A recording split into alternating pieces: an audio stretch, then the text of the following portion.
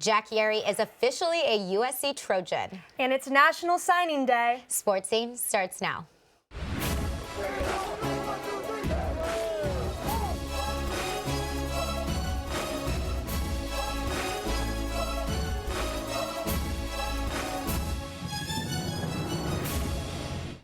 It's official, Tyler. USC has added one new recruit this morning, adding 13 so far to the 2020 class. Welcome to Sports Scene. I'm Juju Adams. And I'm Tyler Meyerly. In honor of National Signing Day, we have a jam-packed show for you to kick off this new season of Sports Scene. So far, the Trojans recruiting class ranks 53 in the nation and 10th in the Pac-12. Which I wouldn't say is great, given last year SC's class was 20th nationally and 3rd in the Pac-12. The Trojans now have 2 4-star recruits and 11 3-star recruits. But this was expected, given most of the top players in California have already signed elsewhere, to the disappointment of SC fans. Yeah, my favorite is how you wouldn't say it's great. I don't think many people would consider 10th out of 12 great.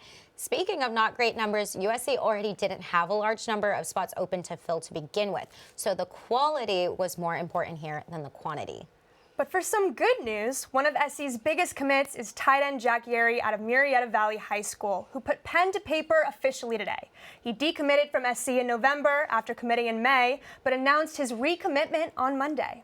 As a tight end, it'll be interesting to see how Yeri plays a role in this offense, but we might see the tight end position utilized more in the next season. Jack is 6'5", 255. Honestly, I like the move of adding big guys to this group. They need it in terms of blocking. Also, fun fact, Jack Yeri has some family ties to USC. His father, Ron Yeri, is former USC All-American offensive lineman and was the #1 overall picked in the 1968 AFL-NFL draft. We will have much more on Jack Yeri and his official signing soon here with Trevor Denton, who's live at Murrieta Valley High School right now. One of the nation's premier safeties, Avante Williams, stayed in the state of Florida, committing to Miami this morning. Despite receiving an offer from SC, Williams is the #2 safety in the nation. The Trojans were certainly an outside shot to land this talented defensive back, as his decision ultimately came down to the Hurricanes and the Gators. He is incredibly athletic and has great straight line speed. He certainly will be a huge addition to the Canes. USC wasn't necessarily hurting for safeties, though, however, with Isaiah Pola-Mao and Talanoa Hufanga still on the roster.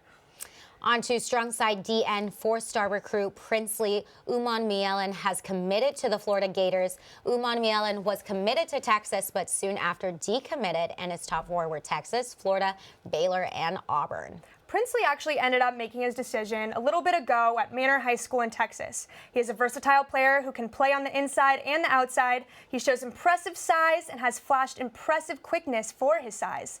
The Trojans will be just fine without this defensive end. Their biggest piece coming back is Drake Jackson, who fills Christian Rector's spot is still to be decided. But SC is hopeful to land all-purpose back Michael Drennan, who will announce his signing at 3 p.m. today. Drennan is a 4-star recruit from Dublin Kaufman School in Ohio. But 24/7 Sports predicts that Drennan will sign with Kentucky instead, Tyler. USC needs some good news here. USC is in the market for an all-purpose back, and at the moment, Drennan is the most likely recruit to land with USC today. At 5'11", 196, I do think you need to put on a little more size to effectively be used with this offense. However, because he is an all-purpose back, he can be used to catch the ball more, where we usually see guys like Marquise Stepp on critical 3rd and 4th and inches plays. Also on SC's top target list is Zach Evans, the top 2 running back in the country out of Houston, Texas. He is a 5-star recruit and has not announced his commitment yet today, but will likely land at either Georgia or Texas A&M over SC. That's a bummer for USC, but hopefully, they'll hear some good news. Annenberg Media Sports will continue to give updates on the recruiting class through the rest of National Signing Day. And National Signing Day is really exciting for these young guys. They're at school, they're in front of all their classmates, teammates, everybody's waiting to see where they are. And to give us a little insight on how exciting that environment is, we have our very own Trevor Denton live at Murrieta Valley High. Trevor, how's it going down there? That's right, Tyler. I'm here at Murrieta Valley High School, where moments ago dreams came true for recruits like 3-star tight end Jack Yeri. Here's the moment he officially became a USC Trojan. I just want to thank my parents for allowing me to be in this position today. Everything they've done for me has been amazing. I want to thank Coach Smith for bringing me over here from Vista, the other school across town, and just accepting me into the family over here. And it's really been a blessing. I want to thank all the staff here as well for just showing me love and treating me as a family. It's been great. So, I don't know. It's been a long, winding road for Yeri to end up at USC. He actually decommitted from the Trojans in November. Reopening his recruitment, Washington made a strong push there at the end, but ultimately he went with legacy. His dad, Ron, played at USC and went on to become a Pro Football Hall of Fame offensive tackle. Now his son will try to carve out his own legacy at USC. I caught up with Jack just a few moments ago, and here's what he had to say about his decision. How much did your dad's legacy kind of play a role in you picking USC over some of the other schools that recruited you? I mean, it was definitely a factor because I want to carry on his footsteps and his legacy and everything like that. But USC is a great school overall, and I have full faith in Coach Helton and the program, and the education there is second to none. So that was also a big factor for me. You were obviously a long-time USC commit, then you decommitted in November. What sort of changed over the last few months that made you come back and decide to ultimately sign with the Trojans today? Well, the reason I decommitted was I was uncertain about the coaching position, whether he was going to stay or leave. But once I knew he was going to be there, that was really the big factor for me. So I was comfortable with the coaching, and that's why I committed back.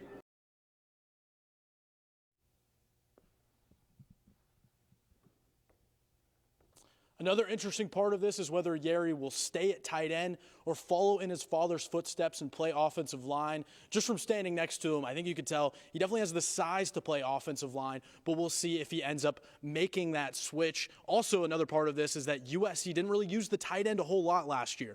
Tight ends only got caught 4% of USC's receptions all of 2019. So we'll see if Graham Harrell incorporates them more into the offense. For now, though, USC gets a blue chip talent in Yeri. He immediately brought USC's class from 56th to 50th in the nation, according to 24/7 Sports. Back to you in the studio.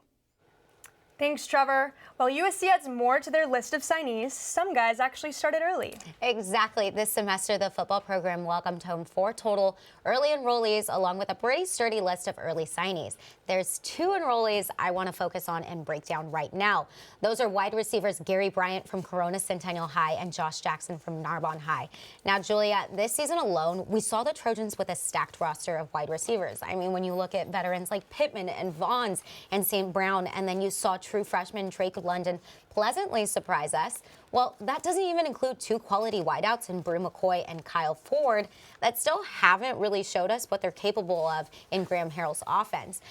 I had the pleasure of covering Gary Bryant Jr. in high school, and that guy played all 3 sides of the ball, and he did it well. You know, his height might not shout, hey, competitive wideout, but his ability to make big plays in big-time scenarios and his football IQ is why I think he's a great fit for this offense. Plus, he's a slot receiver, something we haven't necessarily seen in that offense, so maybe we will. Now, Josh Jackson, a 3-star wide receiver, is a local guy, which again is great for the recruiting culture at USC. Look, he produced great numbers for Narbonne, was one of the first guys to be all into SC, but what worries me about these 2 guys is just the amount of room for them in this offense. It's great to recruit these top-name California kids, but utilizing their weaponry into the offensive scheme is vital to retaining them for years to come. And as Tyler mentioned, there's also 8 players who already signed their letter of intent to SC earlier this year, but are not on campus yet. Some big guys, and Tyler, I mean some really big guys, make up this early signee list. But who I think will have the biggest impact next season is offensive tackle Jonah Monheim and defensive tackle Tuli Tuipulotu. Monheim is a 6'5", 280 offensive tackle, rated 4 stars and ranked 16th in the country in his position. He comes out of Moore Park High School in Moore Park, California. SC is losing some big guys on the offensive line like Austin Jackson to the NFL, along with starting right tackle Drew Richmond. So Monheim could potentially see playing time sooner rather than later. But looking at Tuipulotu, a 6'3" defensive tackle out of Lawndale, California, he has a 3-star rating and is 40th in the nation in his position. The strong side defensive end is brothers actually with Marlon Tuipulotu, USC's current starting defensive tackle. The early signees will likely join the early enrollees on campus when camp starts in August, but have other priorities, of course, first, like graduating high school. That'll be exciting for them. Shortly after it was announced that the Trojans would be keeping head coach Clay Helton, we didn't really see any moves being made with the rest of the staff. However, that quickly changed when the painstaking loss in the Holiday Bowl showed flaws to the program's defense and special teams. On January 24th, the Trojans welcomed home their new defensive coordinator, Todd Orlando, who would shortly thereafter make some large changes to the rest of his staff.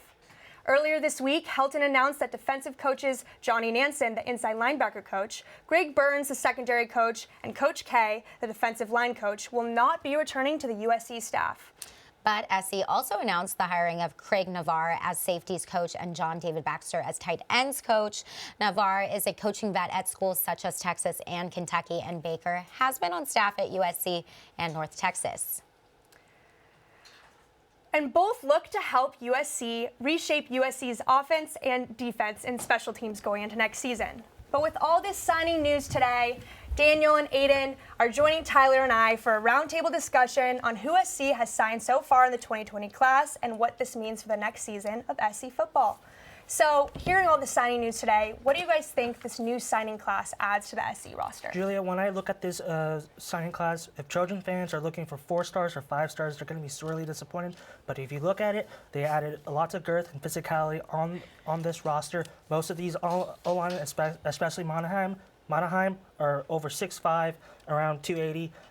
They added 3 new defensive tackles. So yeah, basically the Trojans are basically trying to enforce protection for star quarterback Keaton Slovis. Yeah, I don't see as how this recruiting class adds too much to the school, which is always looking for national championships and to be competing at the highest level. You need to be getting 5-star and 4-star recruits to reach that level. We see that every year with Clemson and Alabama and those teams that are there regularly. So if this class just isn't going to be contributing to that. And you mentioned no 5 stars, but they did get a 4-star in Gary Bryant. He's a talented kid, but again, that wide receiver position is a crowded spot to be in. I do like the size that they've added. However, I'm a little nervous to see how they protect Keaton Slovis as, rookies. Well, Aiden, Tyler, look, you got to remember Sam Darnold and Keaton Slovis weren't looked at highly coming out of high school. So you got to remember that players do surprise and some players do bust. And we saw with JT Daniels and Max Brown in the past that players do obviously can fall short of expectations. And guys, we talked about who are the biggest gets from this class, but who do you think were the biggest misses for SC? From the rumors coming out, Michael Drennan could be signing with Kentucky. It's looking like the whole running back position could be a whole miss altogether. We missed out on other top priority running backs like Kendall Mem coming out of Fresno. So with players getting injured on the running back, the Trojans could be screwed on that front. Yeah, I totally agree. Running back is definitely a position that they're kind of missing out on if they don't land either of those guys that they're looking at. But to me, the biggest miss is Justin Flo, inside linebacker from the Southern California area, one of the top prospects in the country and the top prospect out of Southern California besides Bryce Young, who they also lost out on. Gee, surprise. He would have filled a huge need for what they needed with John Houston departing and some of the lack of depth that they have at the linebacker position. So I think he's the biggest miss for them.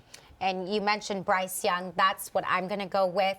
USC has already upset a lot of people with not retaining the highest quality players in Southern California. Bryce Young was one of them.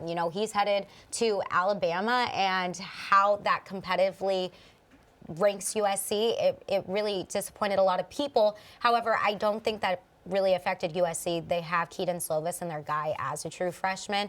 But I think as far as from the outside looking in, that was their biggest thing they needed to get to hold on to how their recruiting status is. Yeah, and you guys mentioned USC got a lot of big guys on defense this year. Do you think they recruited the right people? You have to have the coaching staff to make those guys, 5-star, 4-star level prospects, even if they have those type of measurements, but not that reputation. And I don't really have the confidence in this coaching class to do that right now. You haven't gotten a chance to see what they can do? I have gotten a chance to see what they can do, and I'm not particularly impressed at this point. This team didn't really have any spots to begin with. I think Coach Clayton, his biggest focus was to really just protect Keaton Slovis, and honestly, I think Coach Clay Helton, in a way, did what he needed to do. USC's football program had so many talented young guys in this last season that I think they had enough trust and confidence in how they could develop those players. Now, like you said, a lot of it is on the coaching staff. So defensively, a lot of talent there. What can Todd Orlando do with those guys? That's where we need to see. It's the size. They needed the size in the O-line from the guys that are leaving, a couple D-line guys that are leaving that they needed to fill.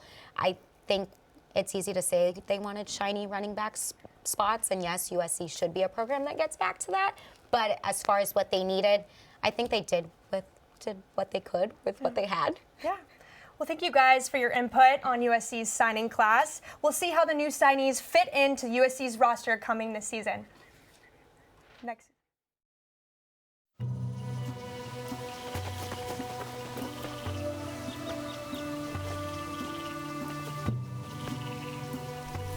Encuentra el bosque más cercano en descubreelbosque.org.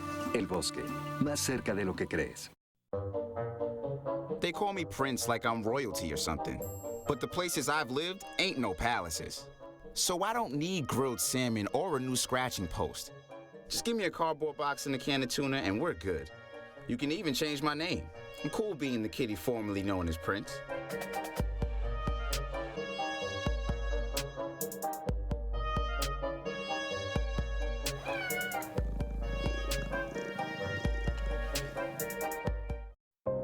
Here's to the things that can keep us safe. And now, those that we carry with us everywhere will bring us wireless emergency alerts. With the unique sound and vibration, you'll be in the know, wherever you are. Hey, Kevin, you thinking about retirement? I'd love to, but I'm pretty busy with all this. Yeah. Hey, let's meet our retirement coach, Avo. A is for taking action. Not anxiety? No, Kevin, you're gonna be fine. You sing? Barely. V is for variety. And you dance? Sort of. Come on. O is for optimize your savings. Let Avo lead the way. Visit aceyourretirement.org today. Nice. Thanks. In men's hoops news, the Trojans are heading to Arizona this week to continue Pac-12 play. It's been a bit of a roller coaster for USC since they've started playing conference games. The Trojans sit at 6-3. Things were looking good in that Stanford game when the Trojans came back and got the big overtime win, but then they went 2-2. Since then, falling to 2 top 25 ranked teams. I am liking what I'm seeing in terms of consistency. Those guys like Elijah Weaver showing up game after game, guys like Jonah Matthews consistently being a top scorer. I would like to see the Trojans find a solution to their first half fallouts, though. Coach Enfield and the guys are continuously saying how they're showing that they can be a team to come back from behind. But I need to see what it takes to not be in that situation at all. What does it take to start on top and stay on top? And to help me discuss all things basketball, I have Reagan Griffin Jr., our very own Annenberg basketball beat reporter. How we doing? Thanks, Reagan. Okay, so USC has 22 games under their belt. We've seen what they're able to accomplish with this last year's recruiting class. Those freshman guys have been great to this team. Oh, yeah. How is this new recruiting class looking so far? Well, there's good news and bad news, right? I'll give you the bad news first. We'll save the positivity for later. The bad news is not a whole lot of depth. There's only one guy that's already put his name to the paper and committed. But the good news is that guy is probably the best out there right now. Evan Mobley out of Rancho Christian. Center, 7 feet tall, athletic as they come. Dude's going to be able to come in and make an immediate impact, especially with Onyeka looking like he's headed for the draft. That's going to leave a gaping hole, and I think Evan's the perfect guy to fill that. So although it's not the volume that you'd like to see in terms of a diverse group of prospects, we do have the one guy that everyone's after. Now, we know that Evan Mobley, it's that Mobley connection. What's hard about that is people are saying, well, there's that connection. You can't get that with every talented kid out there. So how do they start going and recruiting those other guys? Well, I think that's a matter of Enfield doing what it has to do. And I think he's done a good job recruiting some of the lower tier guys and finding talent where you wouldn't expect to see it, like Kyle Sturdivant, like Ethan Anderson, who was a 3-star right here in the heart of L.A. And I think a lot of teams are kind of kicking themselves in the foot for not looking at him because Ethan's already, shown what he's capable of doing, and he'll be here for years to come. I think that's just a matter of Enfield, doing what it takes to convince these guys that USC, we're a football school primarily, but, we also have a talented basketball program and one that's on the come up, I believe. So it's just going to take Enfield convincing people that, we are committed to, being better in the realm of basketball. And back to the issue of I said, fixing those first half woes a little bit. Right. How do you see them fixing that issue? Where do you see them finishing the season and possibly a tournament placement? Right. I've always been a proponent of the way you win in the first half is by setting the tone, and the way you set the tone is by dictating the pace. The key to doing that is your point guard, and I mentioned Ethan Anderson. He's going to be the key to dictating that pace up and down the floor, and I think he's a guy that can handle that. He's not the biggest guy in the world, at least in terms of height, but he's very strong, quick. He's a great finisher. He's an underrated passer. The only issue that he's really been facing throughout the season is the turnovers, but I think that comes with time for a freshman. So I think in order to, really get a grip on that first half and make sure that we're not digging ourselves in these holes that, the team has to end up climbing out of and, establishing throughout the entire 40 minutes is going to be Ethan Anderson. That's going to have to set the tone and, let the opposing team know that, the Trojans are going to dictate this game. And quick prediction on where they end up in the season. I think we can win the Pac-12. I think the Trojans they have the talent to do it. So far reach. You got a couple teams in the Pac-12 in the top 25. No doubt. I mean, you have Oregon, you have Colorado, who just, handed it to them. But this is a Pac-12 that's kind of beating up on each other right now. We saw UCLA beat Washington, who also beat the Trojans by, a lot of points. So it's a conference that's a little bit in somewhat of a purgatory, and we don't know who's going to be the best team right now. Exactly. And I think the Trojans can step up on that. They're a good contender. I'm excited. You and I are both at all these games. It'll be exciting to see how the Trojans wrap up their season. Now, we're going to head over to Julia. Julia, what other updates have we seen so far today? Thanks, Tyler. Well, we caught you up on a little bit basketball. We'll continue to fill you in on basketball news throughout the rest of their exciting season. But to transition back to National Signing Day, we actually do not have any updates for you yet, but be sure to stay tuned to Annenberg Media Sports on Twitter in order to follow all of our Signing Day updates as they follow throughout the day. But today is a special day, and I want to bring Tyler back for it. And what's really special about this day today is that it's National Girls and Women's in Sports Day. And I cannot think of a more perfect day to celebrate it with you here. Exactly. Two women talking about male-dominated sports. Exactly. Here at Annenberg, we are so fortunate to highlight talented young women and men, of course, in the sports industry, and getting the opportunity to push us as women farther in our sports careers by doing so is something truly special. National Girls and Women's in Sports Day is a day to acknowledge the accomplishments of female athletes and to recognize the influence of sports on women and vice versa. I mean, there are so many female athletes I admire, and there are so many female sports broadcasters that I idolize. And it's very nice to have a day like today. But Tyler, you was asking you first, but who's your favorite? I have to say, I love Carly Lloyd with the U.S. Women's National Team. Yeah, she's awesome. And as far as, you and I are both women's sports broadcasters, who I look up to, I love Laura Rutledge, with ESPN. Of course. And I love Kay Adams when you go NFL Network. And, gotta hand it over to our girl, Erin Andrews, doing big things with Fox Sports. Of course, and I gotta shout out Katie Nolan, my favorite. Yes. She is a multimedia journalist, runs all her own platforms, including a podcast, her own show, and she's just someone who I really admire. And she's funny. Yeah, and she's funny, so big bonus, but... Thanks for watching our first episode of the season. Be sure to follow us at Ann Media Sports for continued coverage of Signing Day. I'm Tyler Meyerly. And I'm Juju Adams. We will see you next week.